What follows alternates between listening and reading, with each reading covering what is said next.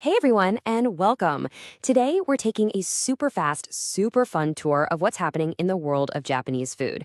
We're talking brand new sweets, crazy convenience store showdowns, and some flavor combos that you just have to see to believe.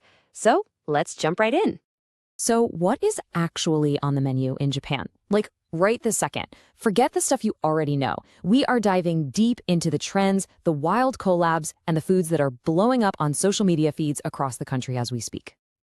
First up, let's talk about something Japan just absolutely nails, those limited edition sweets and brand collaborations. You know, it's a world where cuteness is king. But lately, some pretty weird players are starting to get in on the action. Okay, just look at this lineup. It's incredible. You've got a huge global name like Toy Story teaming up with Baskin-Robbins for this adorable Lotso sundae. Then you have something really classic and seasonal, like 7-Eleven's beautiful Sakura Mochi. Gelato Pique Cafe is bringing that super trendy, fashiony vibe to their Valentine's crepes. And get this, Family Mart is going totally premium, working with a world-famous chocolatier, Pierre Marcolini. Every single one of these is designed to make you say, I need that right now. So yeah, these super cute and super fancy collaborations, they're everywhere, and they're not going away. But there's another trend bubbling up, and this is where things get a little strange. We're talking about partnerships that are moving from the totally expected to the completely unexpected. And this quote is the perfect way in. You gotta love this. It's this really clever Japanese pun. See, the word for friends is otomodachi, but they swapped in choko for tomo. It's this fun, kind of romantic little phrase that perfectly sets up our next surprising team-up. And here it is, a massive, super popular sushi chain, Sushiro, partnering up with a chocolate biscuit mascot. The result? A rich, creamy Catalina dessert with crunchy chocolate biscuits all over it. I mean, it's the last thing you'd expect to eat after a plate of sushi, right? Okay, now let's switch gears and head straight into the battlefield. And I mean a battlefield. I'm talking about the hyper-competitive world of the Japanese convenience store, the konbini. This is where things get really, really intense. So, in one corner, you've got the heavyweight champion, 7-Eleven, and their game plan is all about precision. They team up with famous regional chains like Sekano Yamashan to use their secret phantom pepper in snacks. They absolutely own the high-quality sweets game. And their classic onigiri? They're always winning taste tests. It's all about quality, quality, quality. So, how do you even compete with that? Well, if you're their biggest rival, Lawson, you don't even try to play the same game.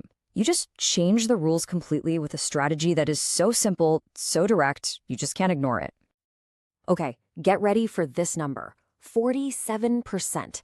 That is the average size increase on their most popular items during Lawson's big Morisugi or Supersize Challenge. And here's the kicker. The price stays exactly the same. No, really. I mean, this is just pure marketing genius, right? It's not just about giving you more food, it's an event. It creates this massive fear of missing out. For just a few weeks, your favorite sandwich is suddenly gigantic. People rush in, they take pictures of these huge rice balls, they post it all over social media, and suddenly Lawson is getting tons of free advertising, all because they offered a deal that was just too good to pass up. So we've seen cute collabs, weird desserts, and giant sandwiches. But where does it go from here? Well, our final section is where the lines between what we even think of as food categories start to get really, really blurry. First, let's look at a global trend that's having some serious effects back home. You know how matcha is everywhere now? Well, this stuff used to be for formal tea ceremonies. Now it's a staple in cafes from Tokyo to New York. But here's the thing. That huge demand is making prices skyrocket. And now these really old traditional tea shops in Kyoto are actually worried that they won't be able to get their hands on high-quality Japanese matcha for their own customers. The global trend is kind of threatening the local tradition. So the matcha trend makes sense economically. But our final trend? Oh man, this isn't driven by economics. This feels like it's driven by pure, beautiful culinary chaos. It's a collaboration that asks a question you've probably never even thought to ask. Let that sink in for a second. Can you even imagine putting a scoop of vanilla ice cream on top of a hot, savory, deep-fried pork cutlet and rice bowl? Like, for real?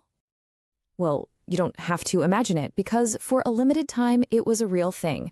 The Coolish ice cream brand teamed up with a noodle chain called Nadai Fujisoba to make the Coolish Whip Katsudon. And it is exactly what it sounds like. A hot, savory katsudon with a big old dollop of cold, sweet vanilla ice cream right on top. This is more than a trend. It's a full-on culinary experiment happening in the wild. So there you have it. From super premium Sakura sweets to giant sandwiches, all the way to that unbelievable ice cream pork cutlet bowl. What a ride, right? And it just leaves us with one last question. Out of everything we just saw, which one would you actually be brave enough to try first?